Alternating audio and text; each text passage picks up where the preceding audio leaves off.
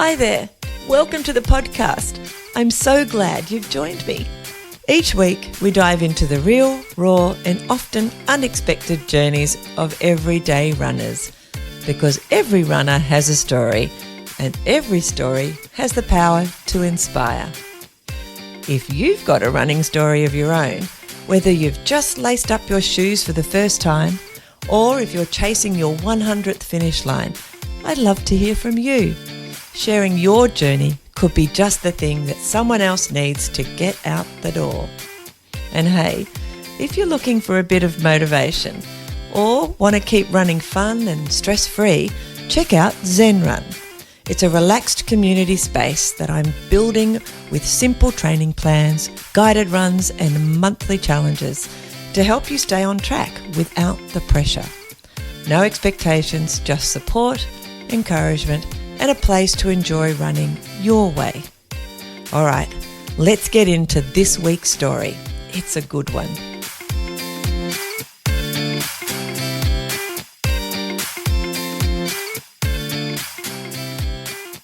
I've got a cracking episode for you today with someone I think you're going to absolutely love, Harmony Waite. I first connected with Harmony through Delirious WEST, and she's been one of those behind-the-scenes cheerleaders full of encouragement and trail tips for me. Harmony's story is so down-to-earth and so powerful. She's a former FIFO truck worker, a mum of two, and was once told by a specialist she'd never run again due to arthritis. Fast forward to now, and she's tackling ultras and reminding all of us that you don't need a perfect path. Just a bit of courage and a love for movement. From treadmills to trails, waste trucks to marathons, this episode has it all. Let's dive in. Today on Fit Mind, Fit Body, I am very excited to introduce you all to Harmony Waite, all the way from Western Australia at the moment. I think you're in Western Australia, you are, aren't you? I am, Kaya. How silly of me. I just assume anyone who's run Delirious, and I know it's not true, but anyone who runs Delirious lives in Western Australia. That's not entirely true. It's a safe assumption. Apart from me and Stuart and Mel. And a few other people. Craig. I was just thinking how many people I'd met out there who don't. Anyway, thank you for jumping on, Harmony. It's Harmony, for those of you you wouldn't know, but Harmony's messaged me a few times during my training for Delirious to give me some tips and stuff, which was amazing, and I really appreciated it. So thank you. I just couldn't get enough tips leading up to that big event, so I do appreciate it. Now, you've just done a big event. We're not going to talk about that straight away because I didn't get to meet you in person because you were off doing something else, but I'm sure we will. Because I'll head back to Western Australia. Let's get into exactly who Harmony Waite is. Let's find out a little bit about your background. So are you been in Western Australia your whole life? Did you grow up there? Yep, I am a Perth girl, born and bred. I was born in the Perth Hills, grew up around the Hills area, Midland area, and I travelled a bit after I finished school and uni, but I came home. Perth is home. I'll probably be here my whole life. Yeah. Oh, it is a beautiful place, I have to say. I grew up on King Island, which is a tiny island. And it's kind of isolated. Mm-hmm. Perth, my daughter moved over there years ago to do work in the mine for a couple of years, and we went to visit her. And it has the same vibe. Like, it's big and it's a city, but it's isolated from the rest of Australia. It has that isolation feel, even though there's a lot more people than where I grew up. Yeah. It still has that isolation feel. And even Tassie has a slight isolation feel too, because we're separated from the rest of Australia. Yeah. So I kind of had a bit of an affinity there. We stayed there a couple of months. I really enjoyed being over there, but it is so far away. It is very far away. Yeah. It's a shame. It's as far for us to fly to Singapore or Bali than over to Sydney or Melbourne. It's madness. It's absolute madness. But anyway, I'm lucky to meet you all. When you were at school, can you remember what sport felt like for you? I was a very athletic kid. I loved moving. I Yeah. just liked to move. I went to a very small school, so I was quite in that little pond. I was like a big fish. I always won all the athletics Yeah. carnival. I was always doing all the sports. I was always picked first on teams. Oh, Um, yeah, I played mini hockey, minky or night hockey, and I also played netball in high school. So I did enjoy sports and I was very athletic. So that's yeah, cool. So you remember feeling it like a real positive around anything to do with sport when you're at school by the sound of it? yeah. I just love to move. My dad also used to take me camping a lot. For a while he used to have uh, a camper van, Yeah. and he used to take me away on weekends, and we'd go. He loved the Australian bush, and we would go hiking and bushwalks and stuff like that. So he really instilled that love of the outdoors and moving as well. So Do you have yeah. siblings? No, I grew up an only child. I do have a half brother, but he's a lot younger than me, so I Yeah. didn't grow up with him. Yeah. So yeah, it was just me It, on we adventures with my dad. Well, it sounds like your dad was pretty, he was, well, not sporty's not the right word. And I've never really liked that word, sporty He was not necessarily. sporty. Yeah, He but was he not was still sporty at all. outdoorsy. So he had Outdoors, a definitely. different kind of vibe, but still a moving vibe, not a necessarily sitting at home watching the telly all weekend kind of vibe. Oh, he could do that too, but he really did love the Australian bush. My mum was the more active one. My mum Okay. yeah, she was an aerobics instructor while I was growing up. She went back to uni and did a degree in sports science. And she ended up being a lecturer for TAFE, Yep. which is the technical college. And, she instructed people to do their trade certificates like the certificates in health and fitness, Yep. so that they could work in health and fitness. So she was the sporty one. She was the active Wow. one. Yes, and Dad was the outdoorsy one. So, but they were both physical, which was really, you're lucky to have parents like that. Yeah, Yeah. I was. I Yeah, love that. yeah. So, what did you do when you left, like high school? You said to university. What did you do at uni? I did exactly the same as what my mum did. I did anatomy and human biology and human movement double major. But I've never used my degree to work. I It's have I have used it. Yeah. And I was a swimming instructor up until a year ago. So I guess I used it in that respect, but never professionally used my degree. that's so Yeah. interesting. Well, before we get into what you did do, which wasn't related to your degree for work, um, can you remember what sport played, what role it played in your university life?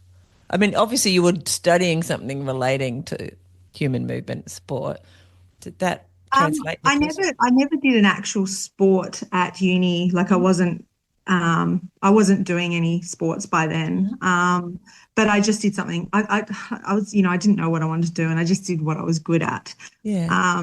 So at uni, each year and each subject, we kind of had a core sport that we would learn. So it was great to learn how to learn those sports skills to start with, and then learn how to teach those skills and break down, um, you know, various fundamental skills of sports into their learning components so that you can deliver them to, Yeah. either adults or children or whatever. Yeah. So I think one semester we did tennis, one semester we did volleyball, we did aerobics, we did swimming for biomechanics. That was awful. Um, um, and I'm trying to think what else we did. We did a thing called uni gym, which is where we tutored, or we took different kids with varying issues, whether it be cerebral palsy or they might have had ASD or whatever, Yeah. and taught them movement skills as well. So that was usually on a one-on-one basis. So that was a really good program that the university did as well. So Yeah. That would yeah, have I been learned. fascinating. Yeah. Mm. Yeah. I love that. Um, Yeah. all right. So you left uni and you did not do anything to do with your degree. What did you do? Tell I us. pretty much just traveled the world. Oh, of course.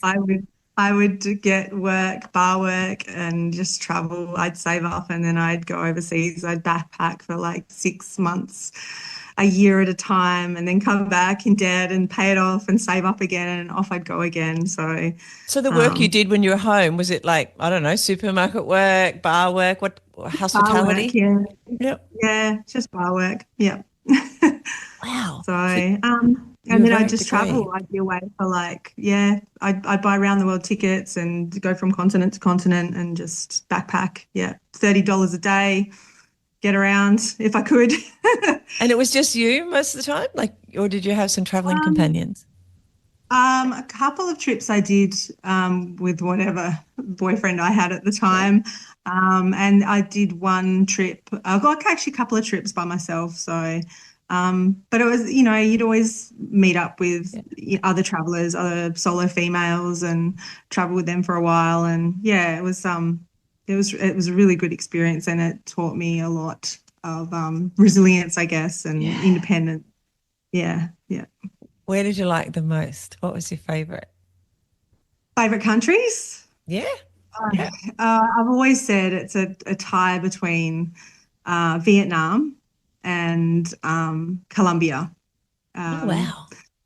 Vietnam, the people were just amazing. They were just such friendly, wonderful, welcoming people. And the country itself, it's so diverse. Mm. You've got like the mountains in the north and the beaches and the Mekong River and the big cities. And yeah, and the food. Oh my God, the French influence, the The food's colonial influence. amazing in Yeah, Hanoi. Mm. it's like the Vietnamese took the French cuisine and just made it even better, like, yeah. So I really love Vietnam and Colombia, same reason, so diverse. And everyone there is just a little bit crazy. So, you've got mountains, you've got beaches, amazing diving. I, the Amazon River basin, so like Yeah. tributaries. I visited that. So there's the jungle, and yeah, it was just and the dancing, and not so much the food, but yeah, just the culture there is just amazing. So Sounds beautiful. I haven't been there. I haven't been to South America at all. I'd love to go. yeah. I will one Yeah. day. Why did you stop traveling? I don't know. It was just I don't know, just gradually. I don't know. Started settling down in my late 20s, early Yeah. 30s, and then yeah, just yeah, it didn't. I guess it was a priority shift, and Yeah. yeah, settle down, I guess, and realize that there's nowhere better than Perth for me. But you could always come back. That's what it was. Like when you're traveling, you were like going out and coming back. So Yeah. yeah. Um, what did you do when you settled down? So what did settling down look like for Harmony? Um, so I started off, I was working for a car dealership Yep. as a parts driver. So I was driving around and delivering parts to panel shops and mechanics and stuff Yep. like that. I was really trying to get on the mines because it was the mining boom. Yep. Well, I guess it's still booming here in WA. And eventually I did get a job on the mines, Yep. driving the big trucks. Mhm. So Yep. yeah, that was a really good lifestyle. I really enjoyed the fly in, fly out Yep. lifestyle. I was in my early 30s, or late 20s, early 30s, and it really suited my lifestyle at the time. Because you'd go away for 2 weeks, you'd do 1 week of days, 1 week of nights, come back and you'd have a week off and you could do whatever you want and, a nice disposable income. And I'd moved back with my mum. So yeah, it was great. It's like my So daughter. She was like 17 or 18 when she moved to Perth and yeah, got into the mine space for a long time. Mm. yeah, And she had the yeah. same kind of experience, except that she wasn't living at home. She was living away from home, which was, yeah, a challenge itself. Can you remember, like, did you do any sport or did you run to stay fit? Did you do anything? Because a lot of that is like, unless you're deliberate, like going to the gym or doing something, you can get Yeah, unfit quite quickly? so all through, like when I was doing my traveling overseas, I didn't run. I wasn't a runner then. I used to hike a lot. Obviously, you Yeah. go to these amazing places, and I would hike everywhere and do a lot of walking. Um, so, and then kind of settling down back in Perth, and then working FIFO, I wasn't really doing anything. I met my current partner. We're not married, but yeah, we've been together for a while. We met, and he was quite, he liked to walk and he liked going to the gym, and he's had a sports background as well. And I, sitting in a truck for 12 hours a day, I was getting a lot bigger. So I thought I might start running on the treadmill. And I would have to, when we were lucky, we were at a mine site where we could walk to and from work. The camp was about, I don't know, about 1.5 kilometres from the head offices where we went to go to the pit. And we used to walk to and fro, and he was such a fast walker that I would have to trot to keep up with him. So I was like, if I can run 1 kilometre with him or trot 1 kilometre next to him, maybe I can start seeing how far I can go on the treadmill. So that's when I started running. So I blame all my running journey on him, really. How long ago was that? That was, must have been about 2009. It was during the global financial crisis. Everyone was in the same job. So in mining, people are very fickle. If they don't like the food, they'll leave and go to another job. And, if they don't like, there's one person they don't like, they'll leave and go to another job. But during the global financial crisis, there was, a lot of the mines were shutting down. All the nickel mines closed down. So if you had a job, you stayed in it, especially if it was iron ore. We worked on an iron ore mine. So we had the same crew for like 18 months, which is like 50 years in mining. In mining years, that's 50 years. Like for people to stay in a job for 18 months is, amazing. So, I had time with him to learn how to run. To jog a bit. But you're mostly doing it either running to work from your donga, or look, I've got the right terminology there, have I? To the office, to where you would get your truck or whatever. And so there was that, or you were in the gym. So we'd walk to work, or I'd trot next to him to work, and then we'd walk, and same on the way home. And then on our off time, we would go to the gym because he loved going to the gym. So I'd go on the treadmill, and he would go in and work out. There was no couch to 5K back then. It was just, I'll try and run for 2 minutes at a time and then have a minute off. And then when I could do that, then I was like, okay, I'll try run for 3 minutes at a time and have a minute off. And, gradually got the intervals going until I could run for 20 minutes straight. And then I thought, once I could run for 20 minutes, I'll do 22 minutes and then just build from there. Yeah. That's awesome, because it's not easy. Like, I think it's easier for me to say to someone, go out and run to one phone pole and the next phone pole or power pole or whatever. I don't think we have phone poles so much anymore. Anyway, power poles, and then walk and then run the next one, because there's a physical representation. It's quite challenging, I think, on a treadmill to have that same physical, Yeah, I mean, I couldn't run outside. It was either too hot, like on day shift, it was too hot. Yeah. And, we were in the middle of nowhere. There are dingoes out there. I wasn't going to run in the evening once the sun had gone down on day shift. So that you have to use what you've got. The tools I had were a treadmill, and that's what we used. So. Well, that's awesome. To keep motivated to do it as well. Like, it's one thing to go through a period, a quick period of like, look, I can do this, and then but I'll do something else now because I've done that. Well, I didn't know any better either. Great. I hadn't been a runner before, so this is what I can do on the treadmill, and I didn't know about the wonders of the outdoors, running, trail running, and all of that. It's going to happen. I know some of your story. So, how long did you stay in the mines for? Are you still in the mines? I don't even know.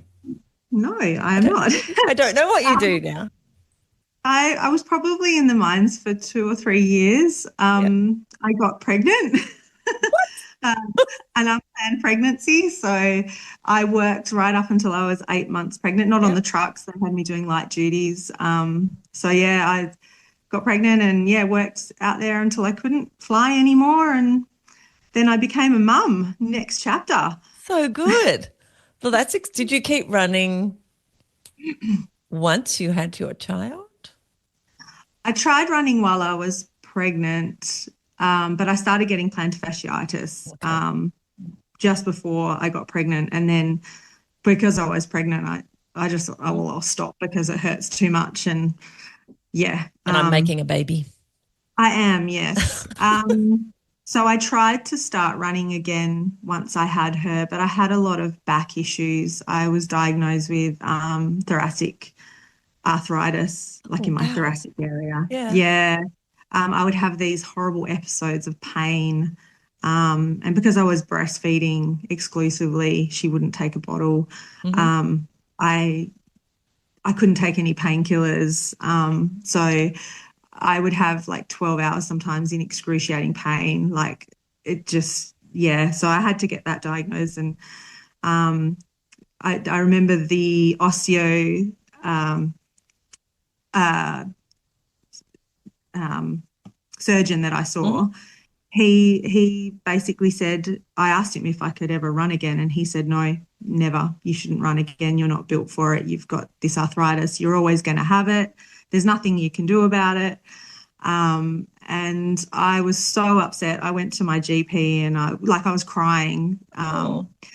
My daughter was probably about 6 months old, and I was struggling with the lifestyle change, with the, Hmm. the adjustment of becoming a mother and becoming dependent on someone for the first time in my life. I was dependent on Jimmy. Mm. So um, I, yeah, she said, that's just his opinion, the doctor. She said, I think you could run again, and here are some things that you can do to facilitate that. And I said, oh, but isn't he an expert? She's like, no, you just paid $300 for his opinion. And yeah, Wow. and I've never looked, every time I've got a professional to tell me something, I have to sometimes step back and say, well, that's their opinion and they're not looking at it from my point of Mm. view, or they don't know other factors that go into this. So she was great. She said, you can do Pilates, you can take, supplements like fish oil and, muscle extract or something, Hmm. So she gave me all these things that I could try. And yeah, she was extremely helpful in my, kickstarting my running journey again. So That's yeah, awesome. I love those stories.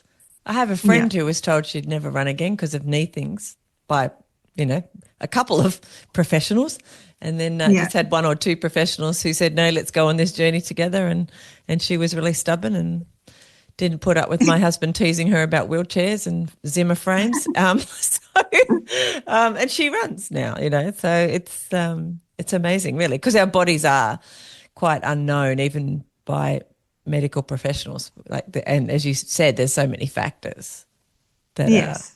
different, and they can't know everything about you or your No, past or exactly. even what you're going to experience tomorrow. Like there's just so many factors. So, Or okay. all the work you're willing to put Mm. in, I think, medical professionals especially are so quick to, just medicate, medicate, Mm. medicate. And they're not about, prevention or, Mm. any other alternatives to, maybe around issues that you might have. So, They probably also focus on the least, I don't know how to put that, like what the majority of the population will do in their experience. yes, So yeah, I feel like there's a large population, large part of our population that, given certain exercises to improve their lives, don't do them, or at least only do them for a very short period of time. So he would yeah, probably potentially know the effort that you would need to and the changes you might need to make in order to get the result you want, and just instantly, without giving you that choice, yeah, decided you wouldn't be, no, yeah. you wouldn't And do plus, it. maybe. what the issue that I had wasn't operable, so he wasn't making any money out of me anyway. So I That's don't true. know. Yeah, that's true.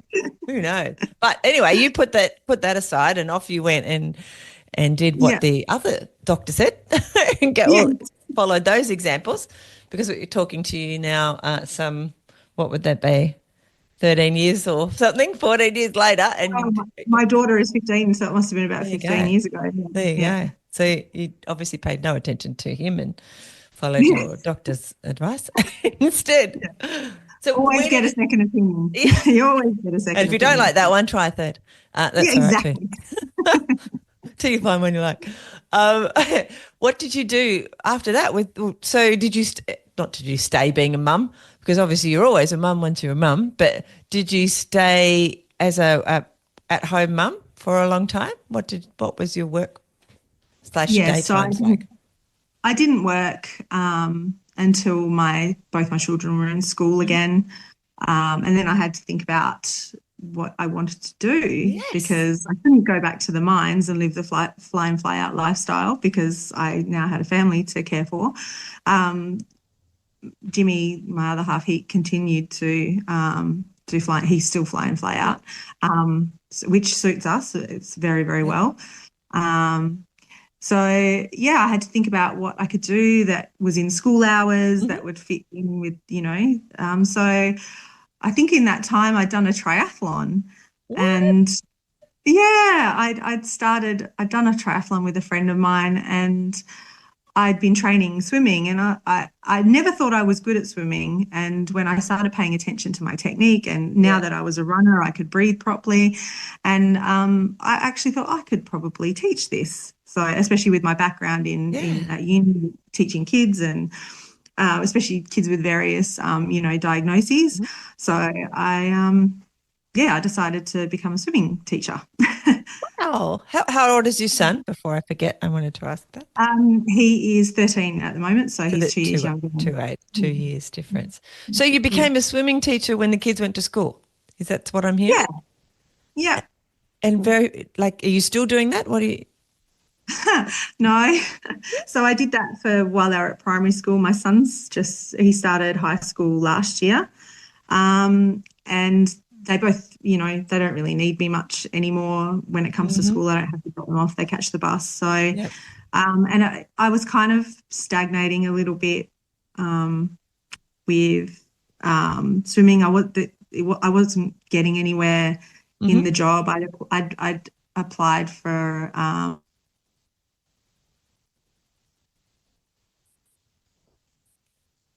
Nope. We've got a little pause here.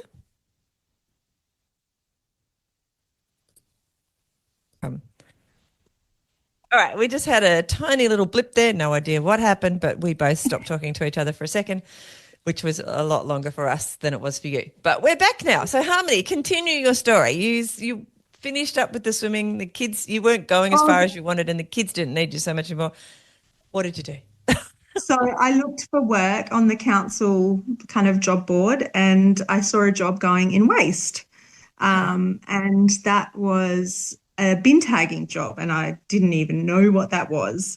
So I rang up the waste coordinator, and she said, just apply for the job. She explained what bin tagging was. It was an education program for residents to make sure they recycle properly, where you go around and you look in people's bins and you tag their bins. And I thought that sounded like a really good job for me because I'm very active. And, she said, you spend the morning doing that, walking around, and then you come back and you do data entry. So I was like, I've had no experience doing that. And she said, just apply. So I applied and I got the job. So I did that for about 6 months. It was Wow. an interesting job. It sounds like a bin police. It is. It is. We got called bin cops, bin Nazis. We got all sorts of we got lots of abuse from people. We Oh, also met some really nice people. yeah. A lot of, it was a good learning curve for me. I realized I wasn't recycling properly. Also, our council is one of the largest councils in Australia that's currently rolling out FOGO, like the food organic, green organic bins. So then we were tagging the FOGO bins as well. So I did that for about 6 months, and a litter job came up in my department, and I applied for that. And so now I've got a much nicer job. People are happy to see me. I give them brand new bins, or I give them bigger bins, and yes, they love seeing me now. So it's a very active job. Same thing. I drive around and I wrangle bins all day. So based on the truck, like obviously you got different licenses and things to drive heavy vehicles. Yeah. So that would be a big part. Like if you drive around delivering bins, you're not doing it in a normal car. I'm doing it in a van. So yeah, Okay. I load up my van in the morning with like various size bins, and then I go out and I swap bins, or I give people new bin services. Because out the city I live in as well, there is it's got a huge corridor of new estates and housing. So yeah. Wow. Well, it sounds pretty physical as well. It is. It is. So I feel like I'm doing strength training at work. Yeah. Most mornings I have like a half an hour workout loading the van, and then I have like little mini workouts, shuffling, Tetrising all the old bins back into my van, and I was yeah. going to And say, then at least you're only dealing with them when they're empty, you know. yeah. So I They're wait. not as Yeah. smelly, or maybe some of the old ones might be smelly. Oh, and sometimes, like first thing in the morning, if the trucks haven't been yet, so I have to transfer everything over, or if it's really bad, I just have a quick look and I'm like, I'll come back later. It's hilarious. How far, how long have you been doing that for? What an interesting job. So that's I'll be coming up a year in October. Oh, wow. Yeah. Cool. And you think you'll do that for a little while? You become I a mean, it's a good little job. rubbishologist? They're wanting to train me up. Yeah, carbologist, Oh, a sorry. I garbo. knew there was something. I was trying to think, what is it? I knew there was They're wanting terminology. to train me up on the sidearm, which is the Yeah. trucks that lift the bin from the Yeah. side. So yeah, whenever they're ready to do that, when they ask, I'll put my hand up. So yeah, I think they're just happy to have a woman in the team. I'm the only woman there, so Oh, I love that. That's so yeah. But cool. all the boys are very super supportive and they're very Yeah. nice to me. So yeah. Mm. I have a friend here who, for many years, she has a friend who owns a business that does like rubbish audits. They're like audit type things. So they go through Okay. rubbish, whether it's of an organization or at a rubbish tip or at yeah, which is quite fascinating as well. Like, but they have to literally go through the rubbish that's come out of an organization or out of a. Yeah, right. So like, would They that be also own some recycling? tips. Yeah, yeah. I think I'm not sure what I assume that it's like partly an educational side to it as well. But yeah, she's actually travelled around Australia doing like that, looking at people's rubbish, and I'm Wow. like, that's fascinating. Like some of the Yeah. things you would see. It's kind of quite interesting. It actually reminds me of another story. When I was doing business training, the guy who was teaching us was from England, and he said years ago, before we had the things we do now for market research, it was really big for like the things that came out of bins to be used as market research in, say, big supermarket complexes and things like that, to see Yeah. what people were buying or what the shops were throwing out. All that people would go, like other organisations would go through the bins to find out what's Yeah. happening. But wow. It's amazing. It's amazing what people throw out, Mm. or what they think they can put in their curbside bins, which are not compliant with our regulations. And it astounds me as well, the amount of waste that people accumulate in a week. Because even before I started this job, we're lucky to fill our general waste bin, and we've never got a full recycle bin, because we're recycling the correct Yeah. things. But just the amount of stuff that people throw away, and I just wish everyone could go to a landfill site and see the Yeah. the waste and how quickly these places are filling up and how dirty and disgusting they are, it might change their habits, or that might change their consumption habits to change their waste habits, Now I'm really conscious of, what I buy, so that I've got less waste to throw away. So. Yeah, my husband loves Bunnings, but he also makes these comments when he walks down the aisles and most of this will be thrown out in the next 12 months. Not from that it'll go to somebody's house and then it will get thrown out, because a lot of it is quite disposable type stuff as well. And you just think, I suppose that's true. That's not good. That's not good at all. It's not, no. Do you have curbside, that's not curbside recycling. In Melbourne, because we go there quite a bit from Tassie, and we have lots of family there. One of my husband's favourite things is to go around and see where people have put, hard rubbish, that's the word I'm looking for, the hard rubbish that they put out on the sidewalk for people just to take away. It's not an official thing, and I think councils are supposed to come around and pick up on certain days and stuff, but otherwise the community, it's like a free-for-all. They see things there they want. Do you do that in Perth? Is that kind of a thing? I think some councils still do that. We used to do that here. So it would be suburb by suburb, and so a certain suburb would have all their stuff out. And then you get the people driving around looking at all the stuff you've got out on the curb. But I think they wanted to stop people from doing that. So they've made it, each household gets so many collections per year, so you can book a collection and then the council actually come and just do your house on that day. So that's much better. I think they're trying to stop it completely in Melbourne, probably go to something more like yours. And I say Melbourne, obviously there's, like in Perth, lots of different councils responsible for it all, and all have different rules. But I'm pretty sure they're also trying to stop it, which will make my husband very upset because he loves it. He wishes he lived in Melbourne.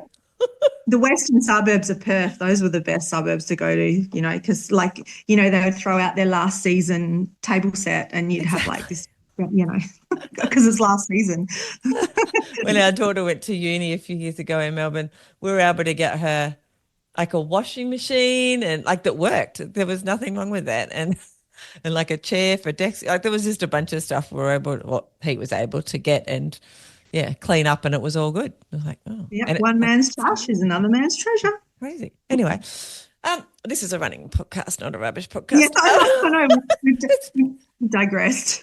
But it's fascinating. It is fascinating because we all have to deal with it. It's not like, it's a thing we all have to, we all have an opinion on, and we all have to deal with it every day. So, yeah. I just think some people don't think about it. They don't, especially, lower demographic, lower socioeconomic, that's not high on their priority list, waste management. They've got other things to deal with, mental health issues, financial issues. Yeah. So waste isn't something they think about, which is sad, that's the way of the world. And I don't have any solutions to those problems.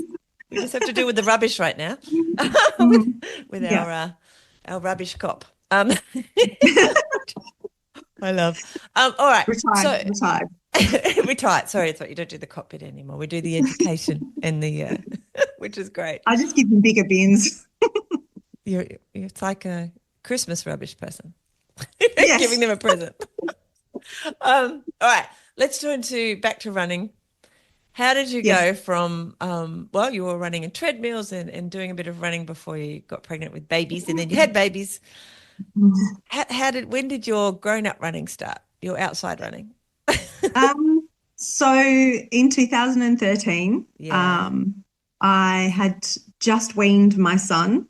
So it was the start of the year, and I decided to sign up for races. There were some interesting things around. I think I did one of those colour runs, with the powder they throw at you, the colour. Yeah.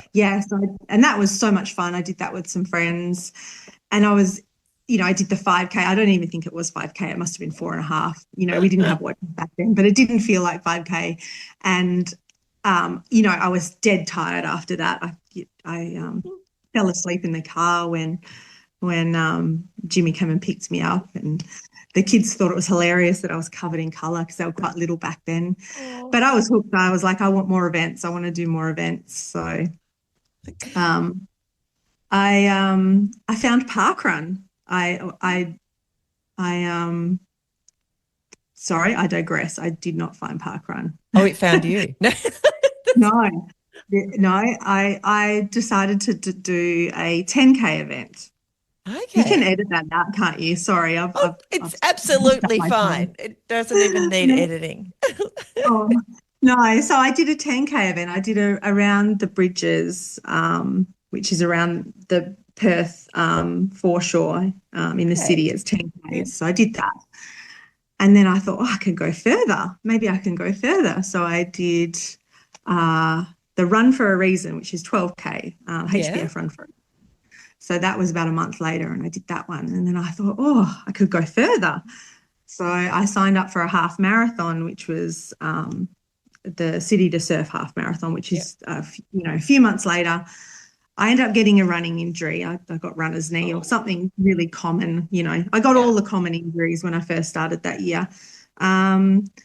And so I dropped down to the 12K at that race. And by the time the race rolled around, I'd gotten over all my injuries and I did 12Ks. And then about a week later, I went and saw my osteopath. She's wonderful. And she did her panel beating on me. And later that afternoon, I went out and I just ran 21Ks.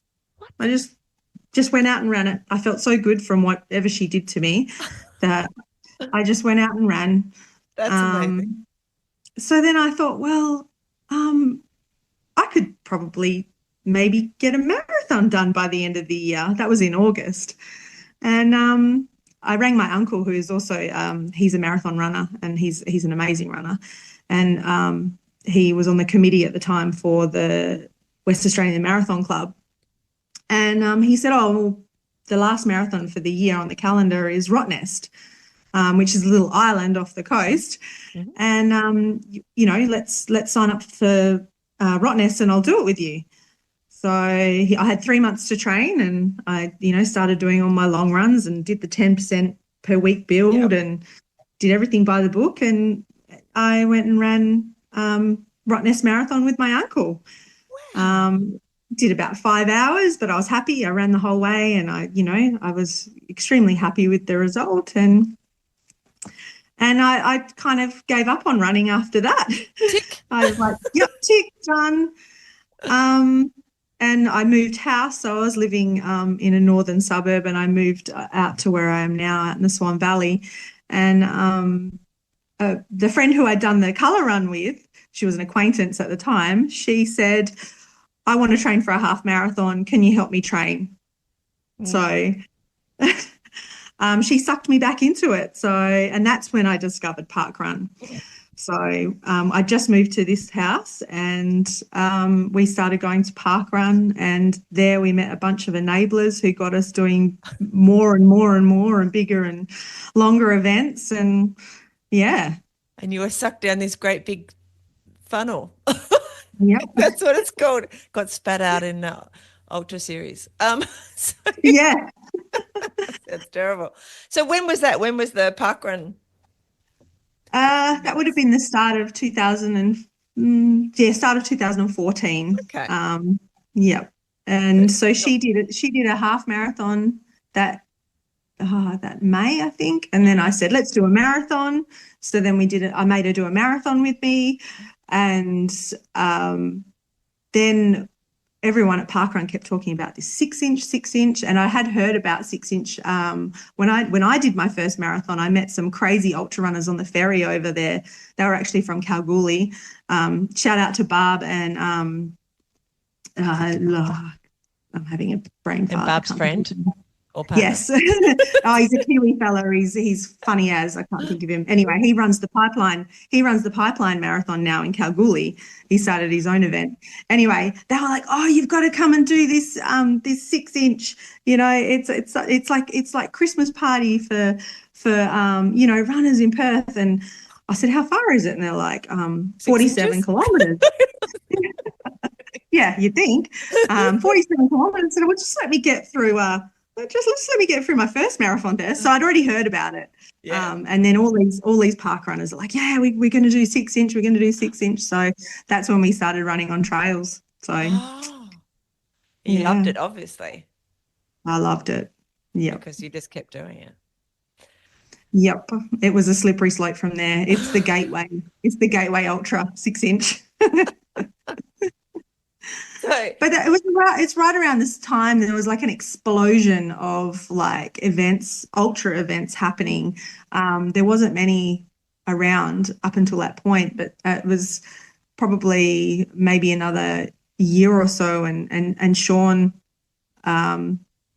came on the scene, and I did his very first fat ass. Well, it wasn't his first fat ass ultra. I thought it was his first fat ass ultra. It was like it was the Light Horse Ultra, and he didn't charge anyone, and you just had to give a donation to the local RSL. yeah. And he did it on Remembrance Day. It wasn't for Anzac Day, and it was so much fun that I was like, I'm so going to do anything Sean does, I'm going to do from now on. He was like the Pied Piper, and I was doing anything that he put on. So, and then, yeah, he started putting more and more things on. So, And you went, oh, why did I say that to myself?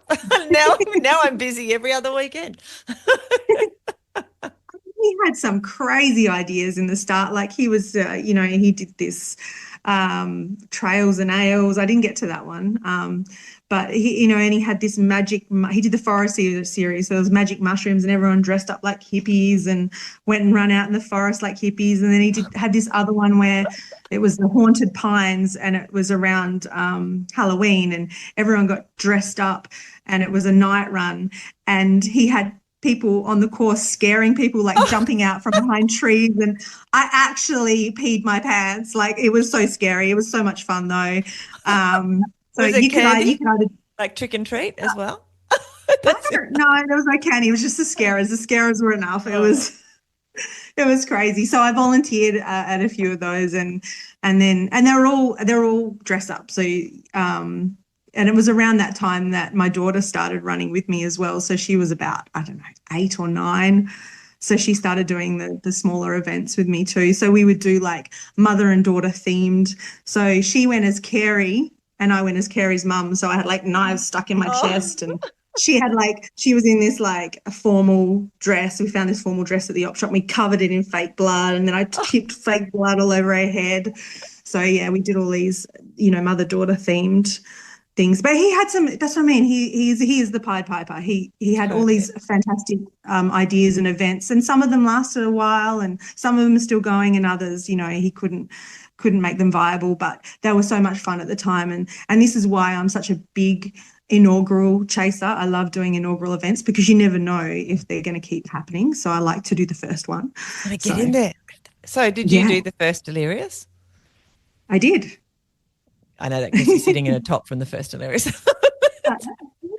Yes, this is from the very first one. Yeah.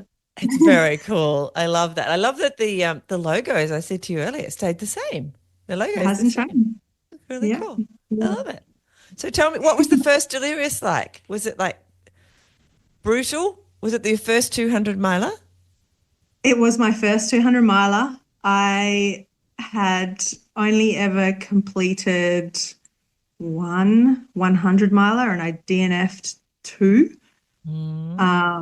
So it was kind of uncharted territory for me, and also a big jump from something that I wasn't super confident with anyway. But I had a really big why for doing it. That region, Northcliffe to Albany, I'd spent a lot of time with my dad camping and doing various adventures down there when in my childhood.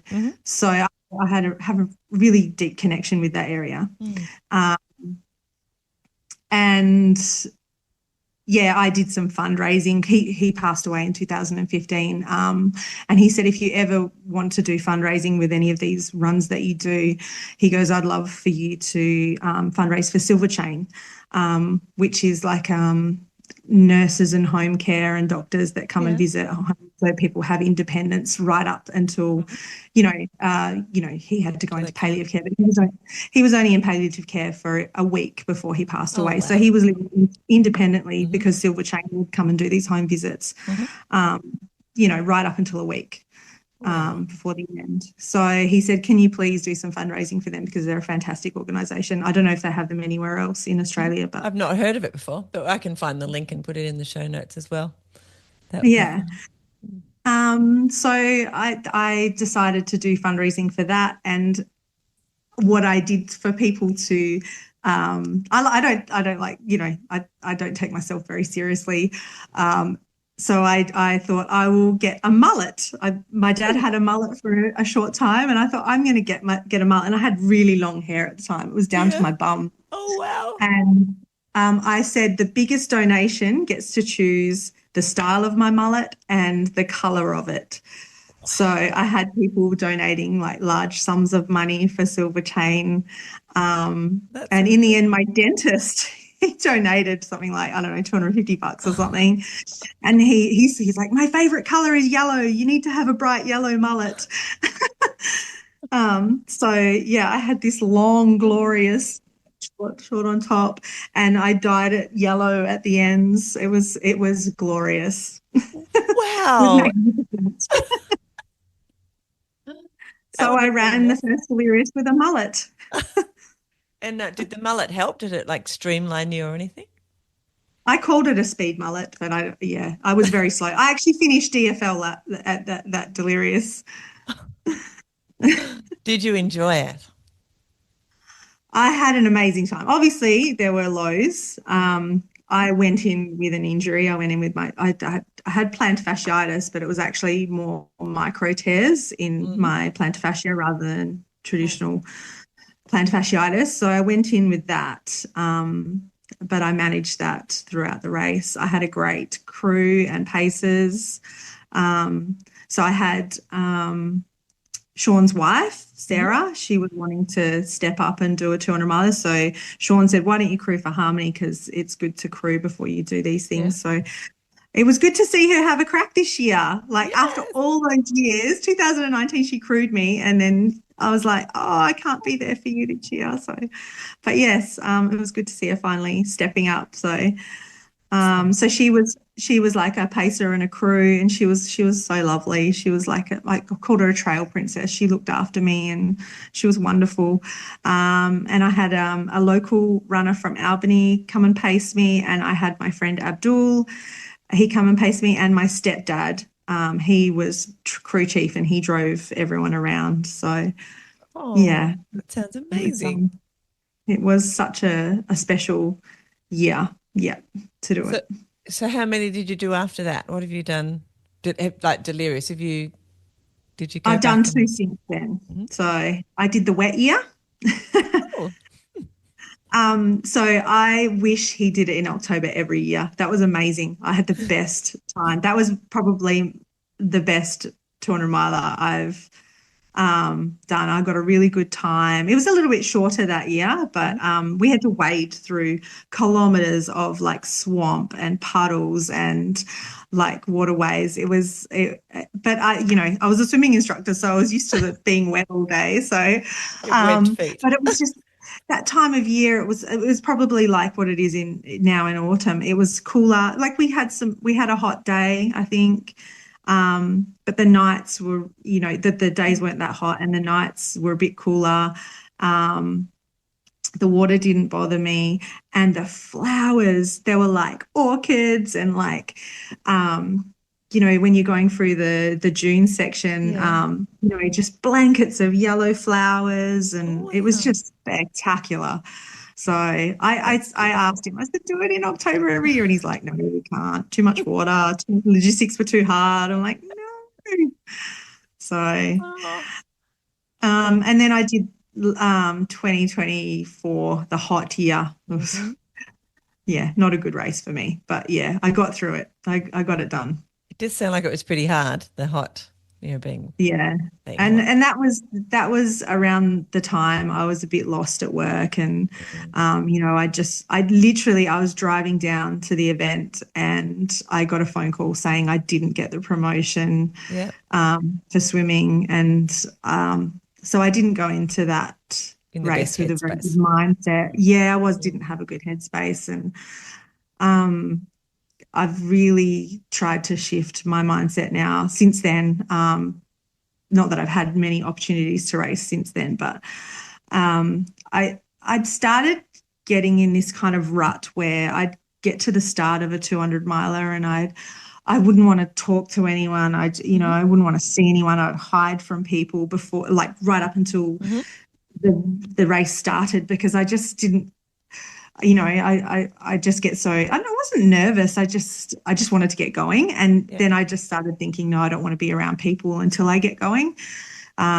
So yeah, last year that carried over into the race, and I didn't really want to connect with people either while I was running.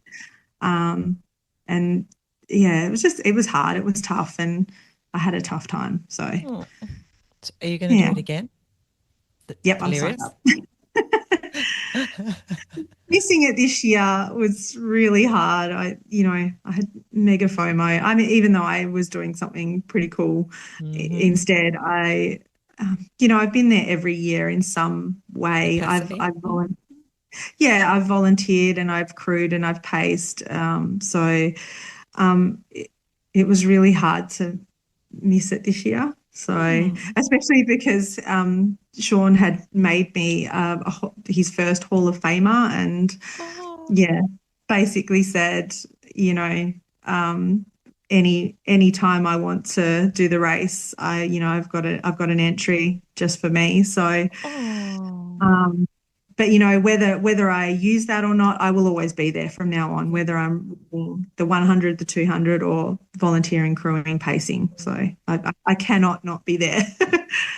So you are there in 2026. Is that what I'm hearing from you? I've signed up for the 200 already.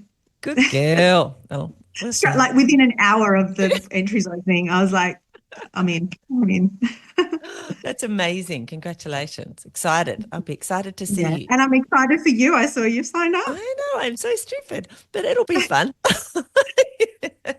Well, because Oh, I'm very I'm stupid. We are yeah, so stupid, aren't we? I know, because I know what I'm doing now. So now I'm even more silly. That's right.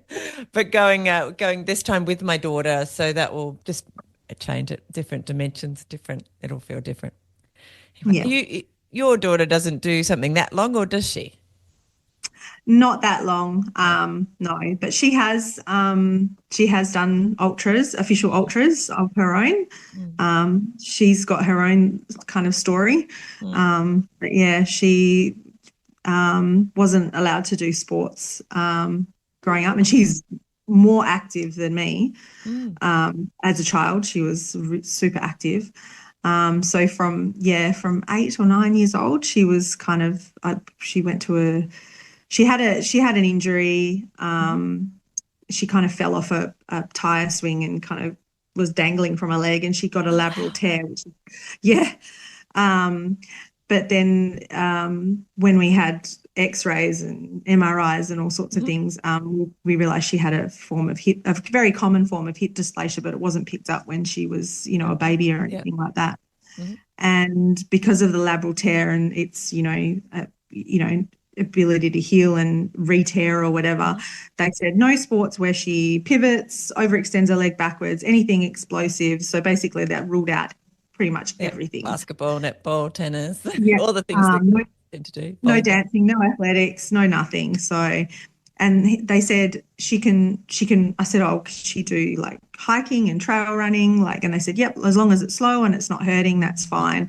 I don't think they expected me to take it or her to take it that extreme, like distance wise, but they said, as long as it's not hurting, she's fine to do that. Okay. She tried a few different things. She tried kayaking, but we weren't really big fans of the community there, and she didn't feel like she was being pushed enough.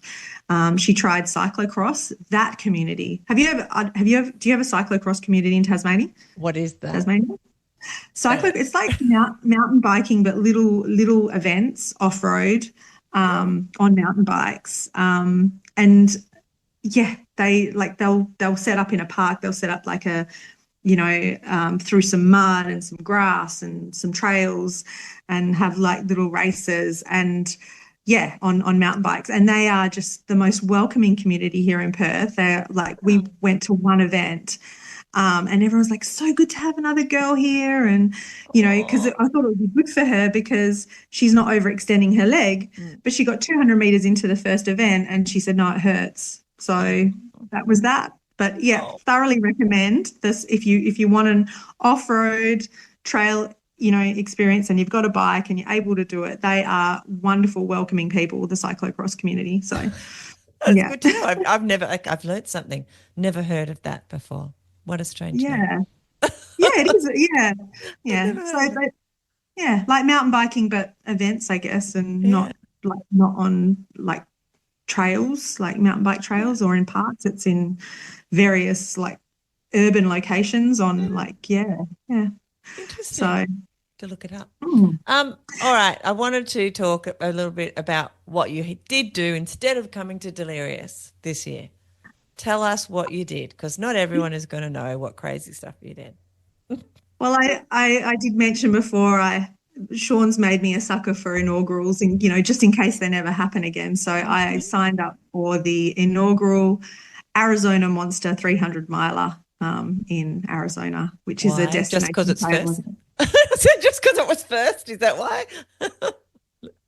That was a big draw card for me, and also the fact that it was just a little bit further than a 200 miler. Just a little bit, like 160 kilometres further. Yeah. Wow. So how many people did that? It looked like a lot but maybe just my Facebook feed was being filled with them. I think there was 300 starters, and there were just over 200 finishers. So wow. Yeah. Wow. Yeah. So tell us about your experience of doing this massive event. Was it warm? It got hot towards the end. The last few days were really hot. But yeah, the first few days were much milder. I would describe them as warm during the day, and it actually got really cold at night. And we went over a mountain, Mount Lemmon, which is near Tucson. It does have a ski resort on it. There was a little bit of snow about, but there was the resort wasn't open. But yeah, so there was a bit of a climb there. So it got quite cold. I think the front runners, they got there on the Saturday night, whereas I was there on the Sunday night, and they had a snowstorm, I think, when they went up there. So yeah, they had some really bad weather on that climb, and I had a really nice climb the night I did it. So yeah. I just think of Arizona and I think hot. Like it just seems like a hot place. I've not been to Arizona, so yeah, it was. But we were very lucky the first couple of days with the heat. It was very mild. Yeah. So how did the event go for you, without having to go through? Because if anybody wants to, Harmony is riding up every day and she's almost finished. So you can find her on Facebook and you will find Harmony's amazing write-ups about just what an adventure she's had. I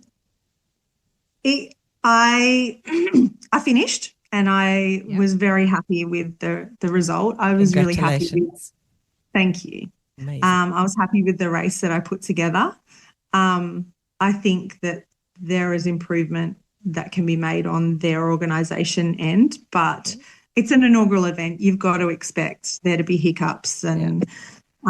But it was definitely an adventure, which is what I wanted. I wanted something different, something outside my comfort zone, and that ticked all the boxes. So, did it go to the plan that you had?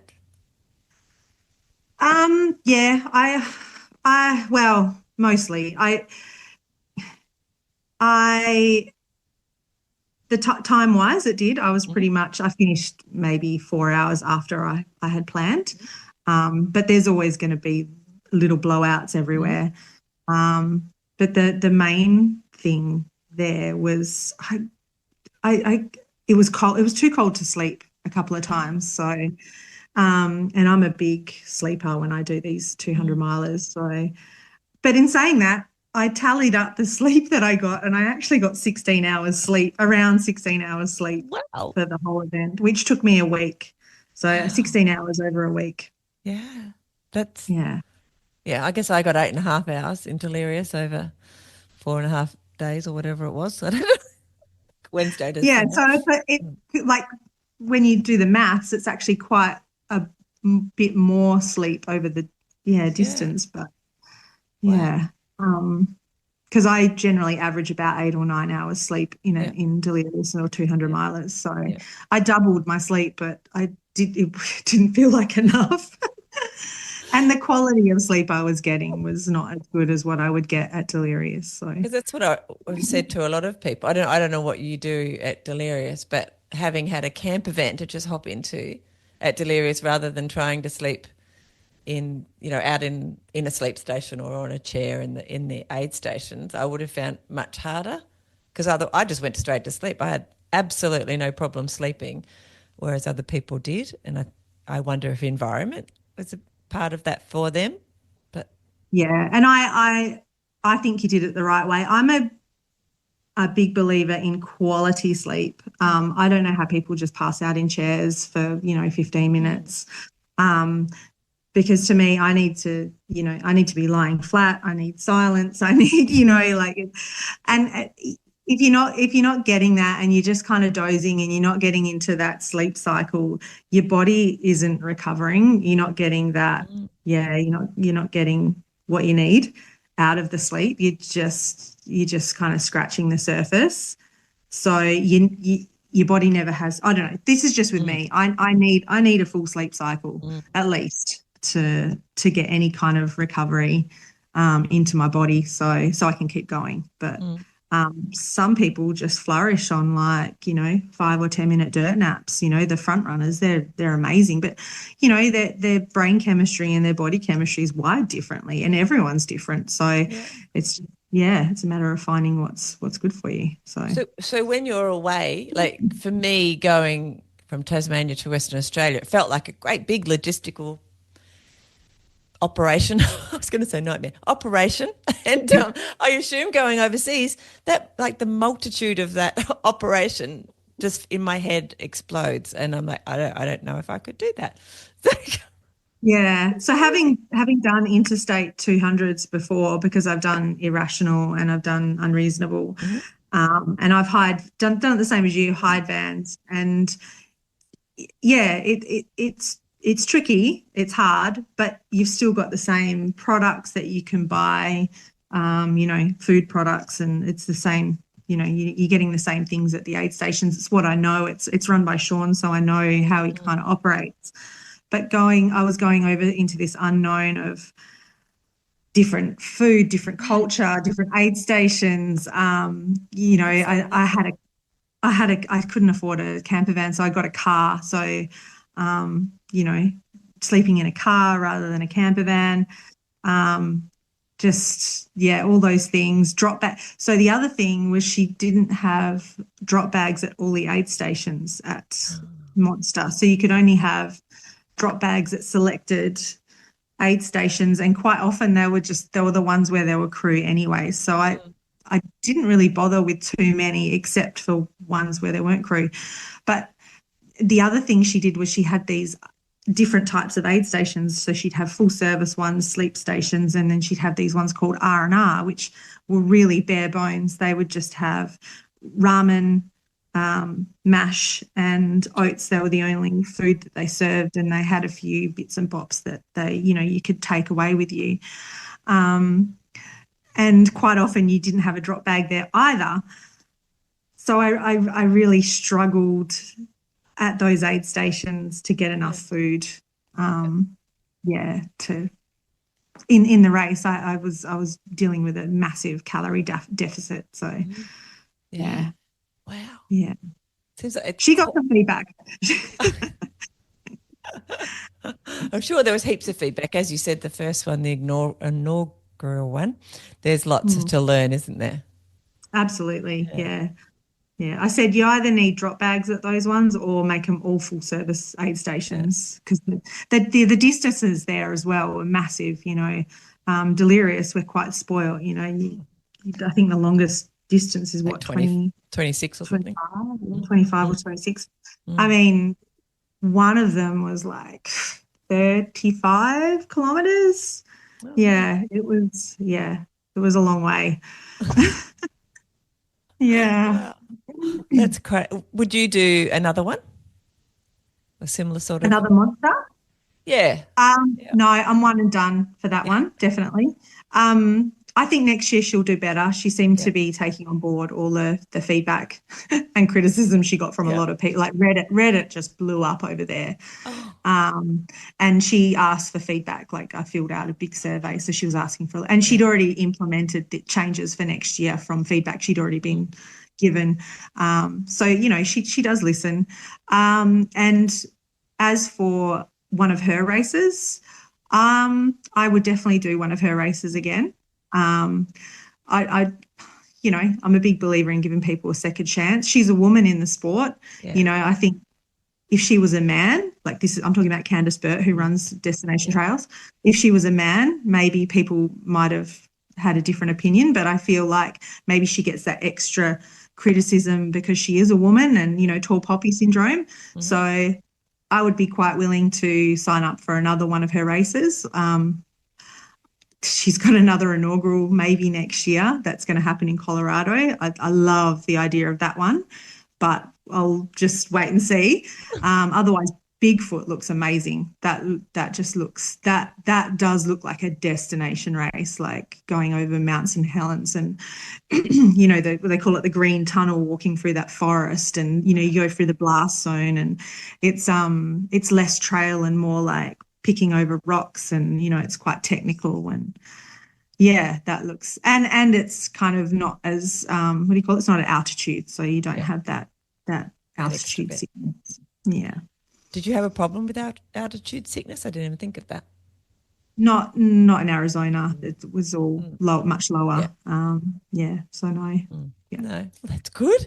And how far Yeah. is that one you were just talking about? The one in Colorado. Yeah. I think that's going to be a 200 miler. I think she's going Okay. to call it Colorado Skylines, and Bigfoot is another 200 miler as well. That's in Washington State. So yeah, near Mount St. Helens where that blew up. So Are you have you thought about anything in Europe? um Tour de Giants was on my radar for a while. But yeah, I'm not sure. I'm not sure about that one yet. Yeah. So it's either, yeah, Tour de Giants, or yeah, one of her races again. They'd Okay. probably be my next big destination race. Yeah. So what do you think drives you, Harmony Waite, to keep doing these amazing events? I just think I like to push the limits, like 300 miles. I don't know where I can go from 300 miles though. I maybe did do a quick Google search for 500-kilometer events. What did you find? I found one in Thailand actually, but I don't think I could make the cutoffs.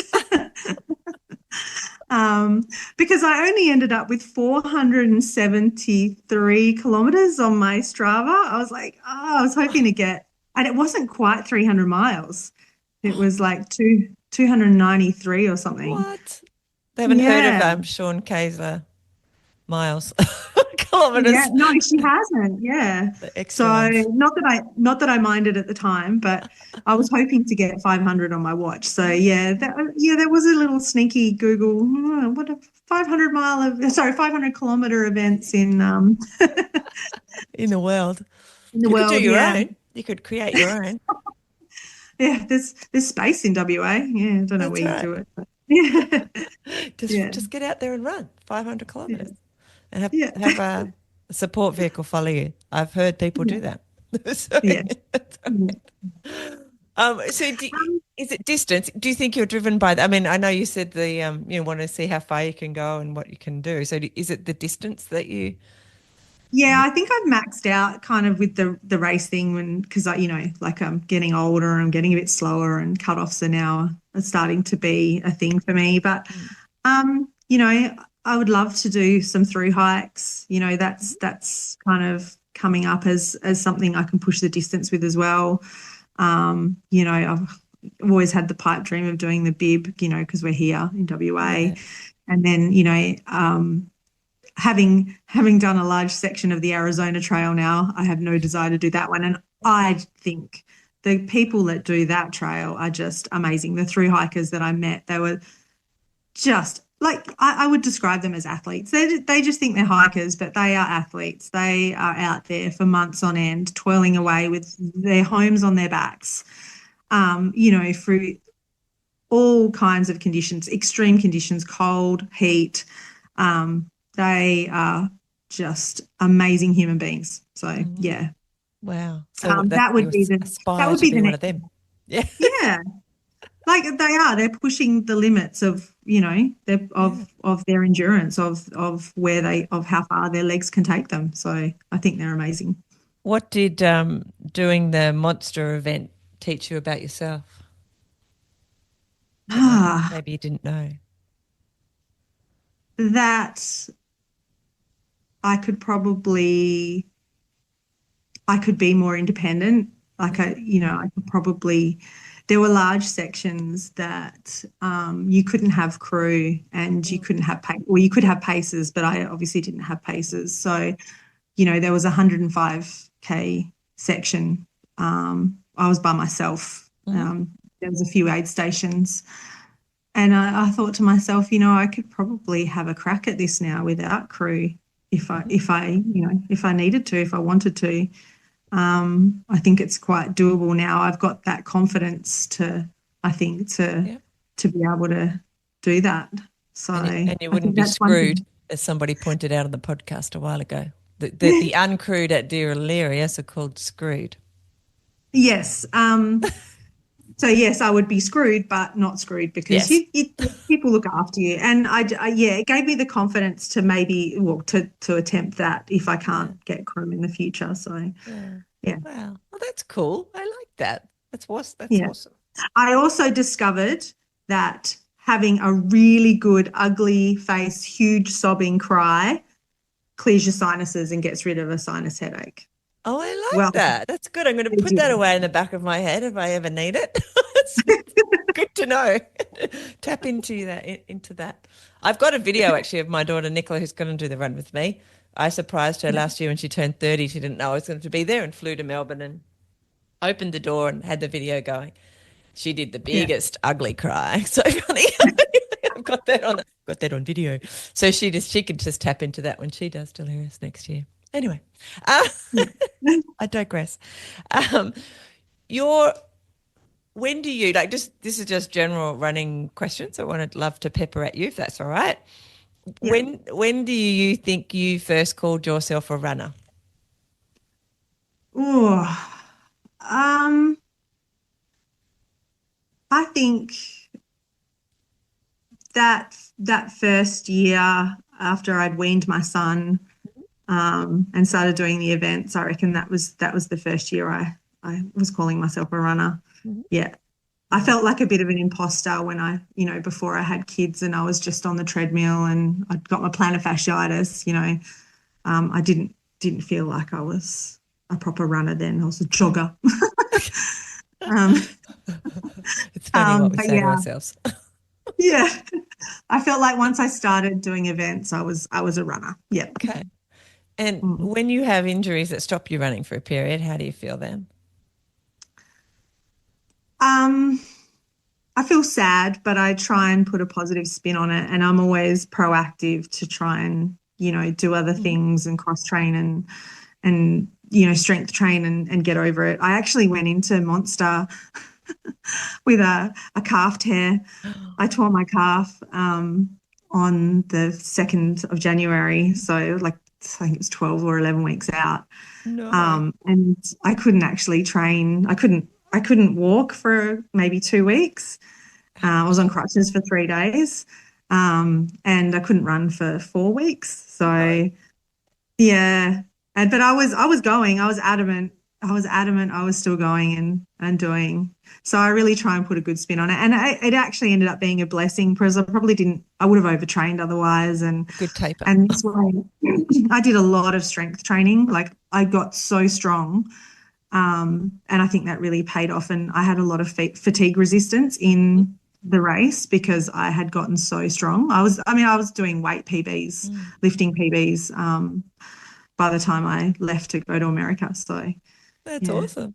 There's a good yeah, tip there hidden in there for all of us who are yeah, training. Get, get strong. Yeah, that's the yeah. tip if you didn't pick it up. Um, I love that. How long, Harmony, do you think you'll run for in your life? I hope till the day I die. I hope. I hope. Fingers crossed. And even if I can't run anymore, I'll find something active to do.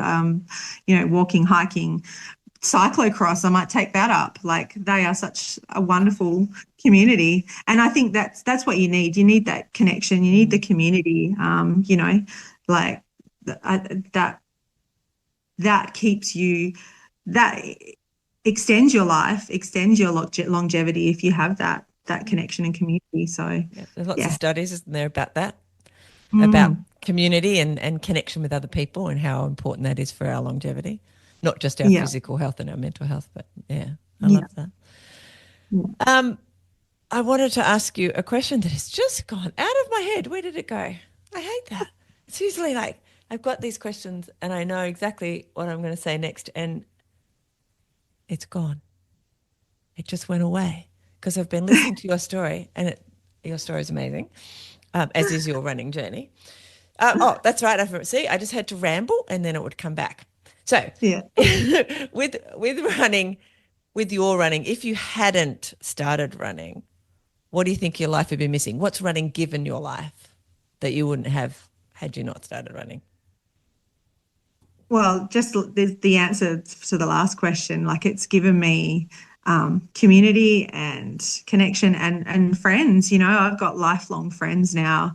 Um, it's funny. You might see old friends, and you these running friends I have now. They have the same look of joy when they see my face. Yeah. When I see them. And I probably have that same look of joy that they have when we catch up, and then when we go for a run, and it's something I don't think I had before Mhm. I was a runner. Um, but yeah, I feel like I have, yeah, lots and lots of friends, and and I'm connected to a community, Yeah. and it's nice to feel that warmth. I Yeah. love that. We often have talked on the podcast about the community that happens where we all love this one thing. And, in this case, it's running.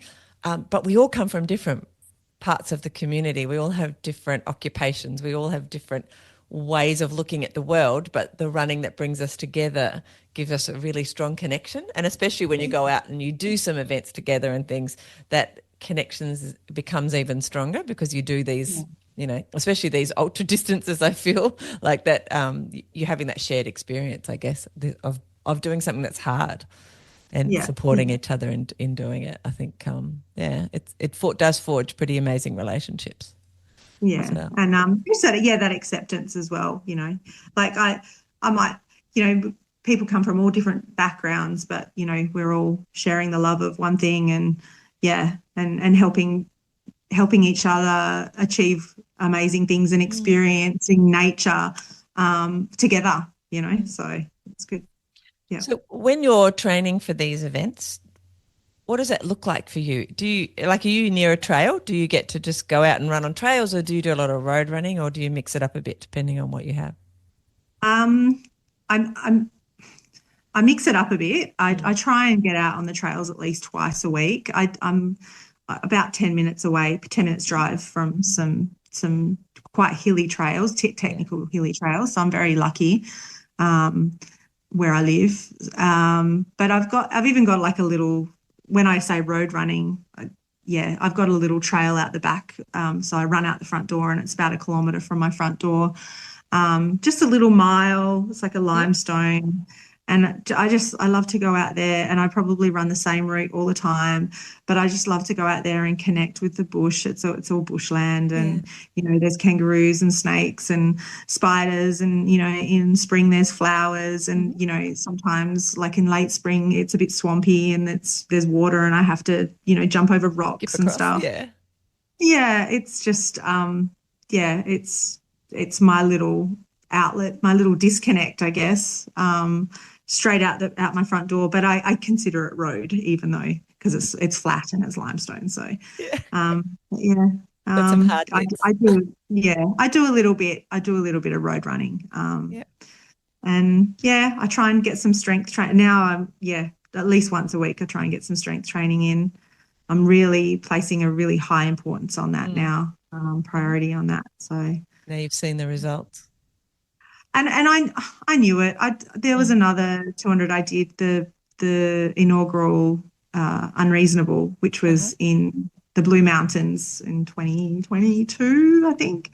And I'd actually had COVID 6 weeks before, and I couldn't run. Every time I tried to start running again, I just couldn't breathe. So that's all I did was strength work right up until for the last 4 weeks. Yeah. Like I might have just started. My taper was a reverse taper. I started running like 2 weeks before the event.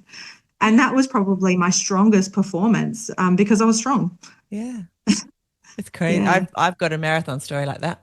Exactly the same. Yeah. Like I did a lot of really maybe 3 or 4 months worth of very consistent gym work 3 times a week. And it was my fastest ever marathon. And I felt good. Like I didn't feel hard. Didn't feel hard at all. Like I did a fast Melbourne marathon and I was like, this is good. And yet we all fool ourselves. No, it's the running. We've got to run more. I know. I think we love the running. Forget, don't we? It's like crazy. Do you run with people? Like I know we talked about community, but is it part of your weekly? I try to. I try and get a park run in every week. I try and show up to park run, whether it be local or somewhere else. So there's that. We've got a trail running ladies group chat going where we all try and organise. There's a lot of tangents, dialogues about, various subjects like perimenopause and all sorts of things. But occasionally there's does anyone want to go running this Thursday? So we organise group runs through that, which is good as well. So, and I've got a couple of other running buddies I try and run with as well. How do you get out? How do you get out when you don't want to get out? Like when you're training for something, we all have it. I haven't heard anyone actually say, oh, that never happens to me. Actually, maybe one person did. Most people say, it does happen occasionally where, they just they're not feeling the vibe to get out the door. I find if I just put my running gear on, even if I put it on and I can procrastinate and especially if once I put sunscreen on, I have to go for a run. Otherwise it's a waste of application. Wow. So that's a big one for me. Yeah. Oh. Running gear on, put some sunscreen on, I have to go. And even if it's slow, even if I walk a lot, at least I've got out. You never regret a run once you're out there. But sometimes you just need those little things. Yeah. Put the running gear on, routine. Put the sunscreen on. Yep. Out you go. I'm a big believer in routines and rituals. Yeah. I heard someone say they've gone to bed in their running clothes knowing that they were on there. That was it. When they got up in the morning, they were going to head out the door when it was an early run. I've heard, and those are the hardest to get out of bed and go up and go running. That's really hard. But I don't know if I'm that extreme. I like to have a good night's sleep. I don't think I'd be comfortable in my running gear. It's so binding. It's funny, isn't it? I have been known to sit here if I've had an early meeting but really needed to get out for a run as well, and I'll have my running clothes on. If it's not a running, like if I do a podcast, I'm often sitting here in my running clothes because I've either just been or I've just got to go. But if it's like a more of a businessy meeting, I might have my running clothes underneath my clothes. So it's kind of like the sleeping one, but not the same. So they're on, so I'm going to use them. You're like one of those news reporters that, have the tie and the button-down shirt, but they're like, just undies underneath. Exactly. Well, don't look. I've got my own boots on right now, so don't look at me down there. Yes, I've just got. Anyway, we don't need to talk about what I'm wearing right now. Um, it's just fine.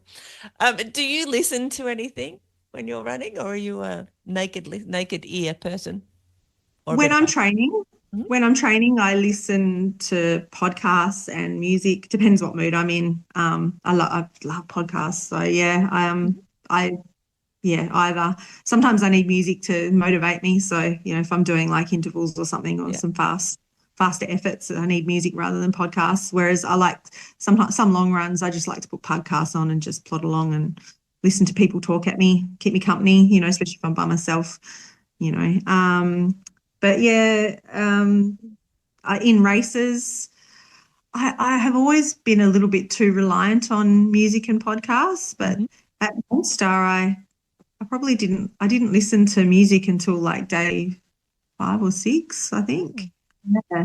Because I was just so wrapped up in the adventure and the alienness of There you the were. landscape Mm. and trying to engage with people. I really made an effort to engage with everyone, especially the hikers and the cyclists. There were cyclists on this trail as well, so I really made an effort to just not have that distraction and yeah, just absorb the landscape and any interaction that I had with people and animals. So yeah.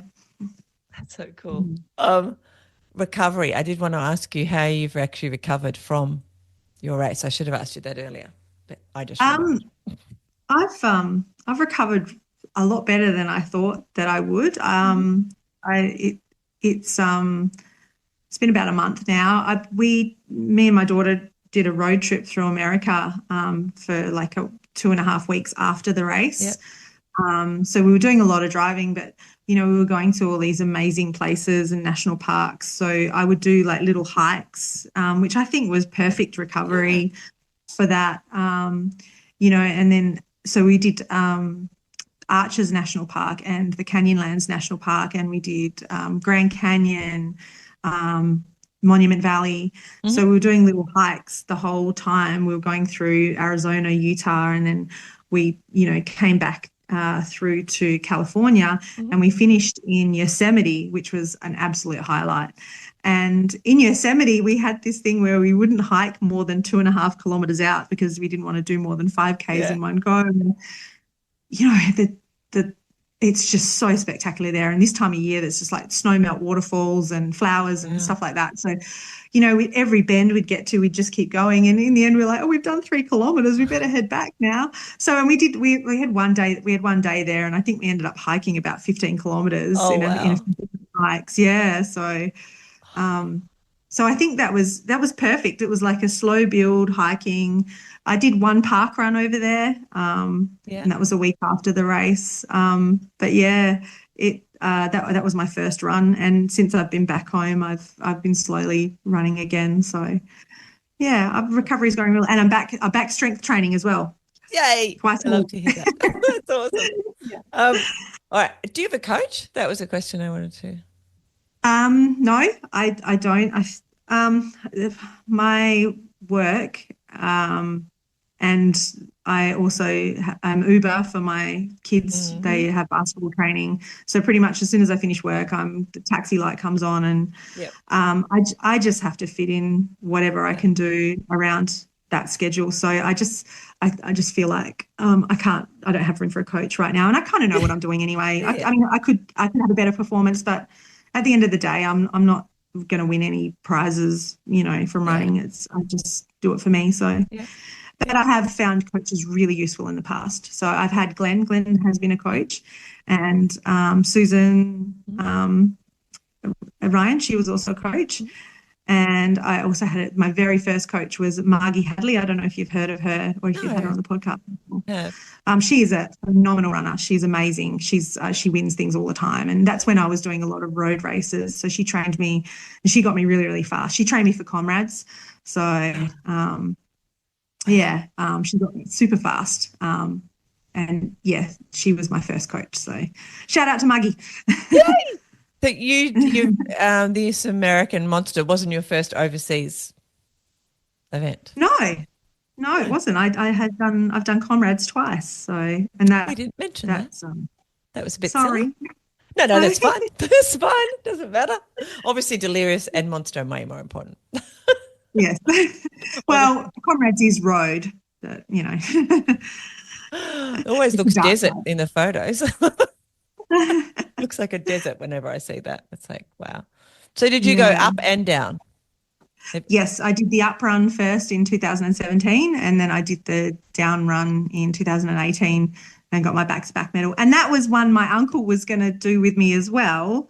But He's the one who told me about it and said, we got to go and do this. And then he got an Achilles injury and he couldn't go. So, oh, yeah, I had to go by myself. But I met lots of, there's a community here that go every year from yeah. Perth to Comrades, and they call themselves I don't know, the C team, the cat herders or whatever. So, yeah, they do all these training runs. So there's so many different groups you can train with, and yeah, so I'm still I still keep my like a finger in the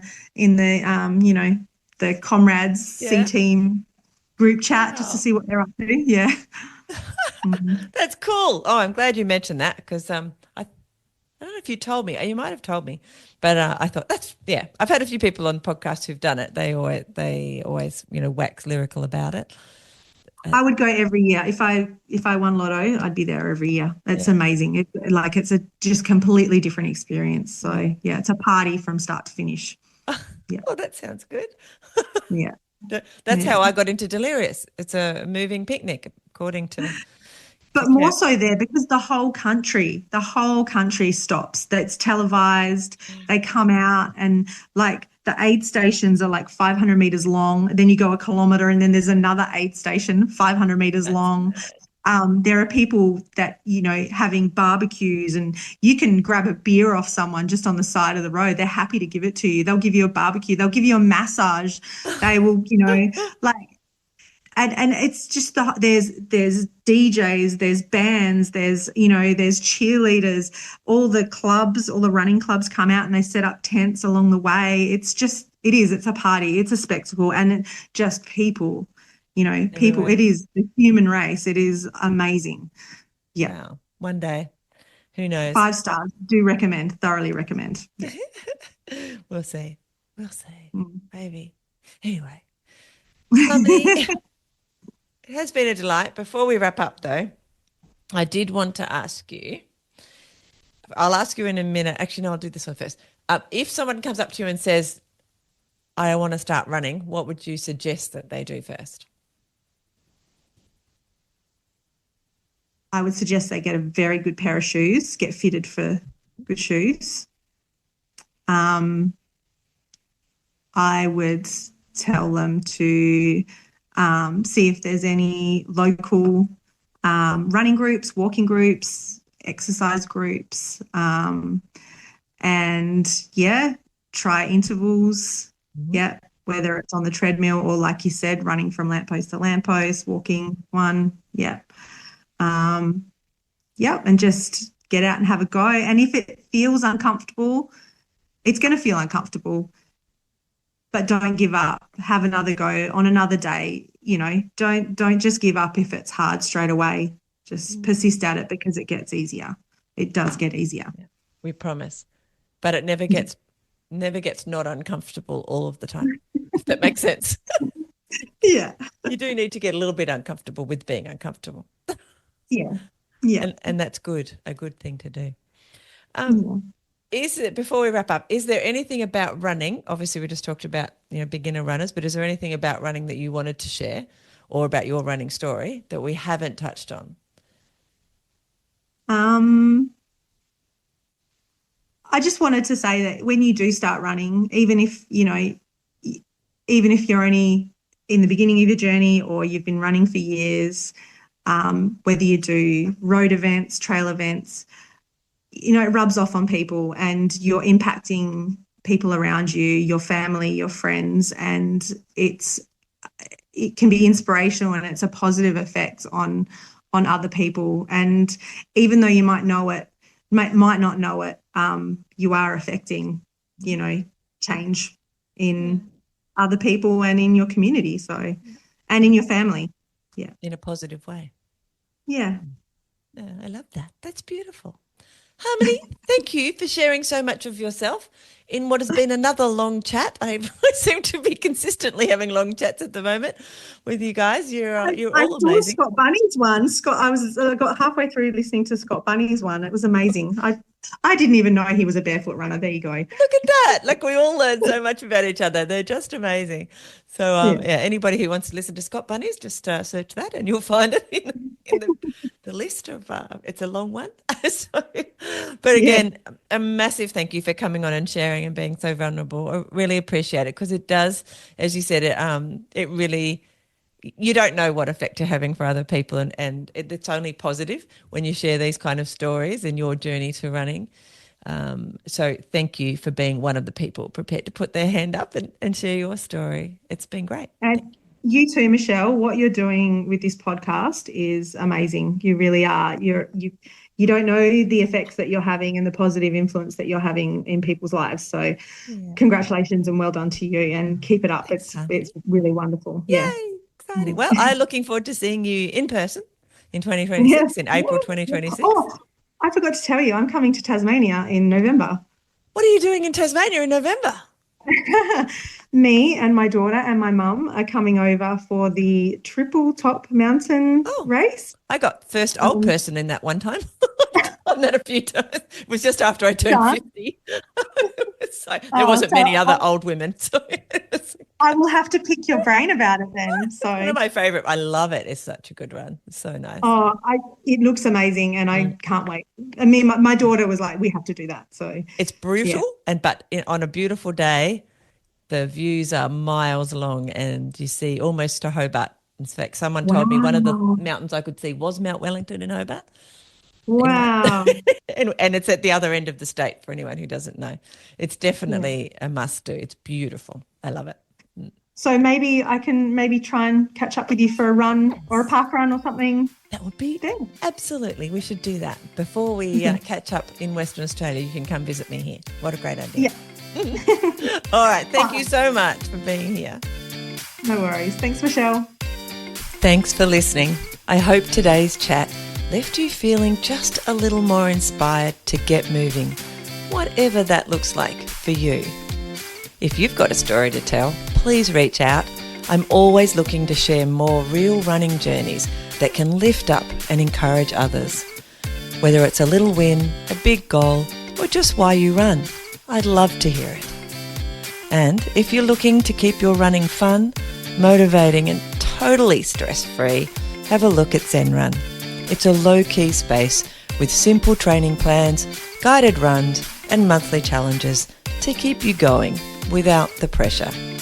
Until next time, keep running, keep breathing and keep showing up for yourself.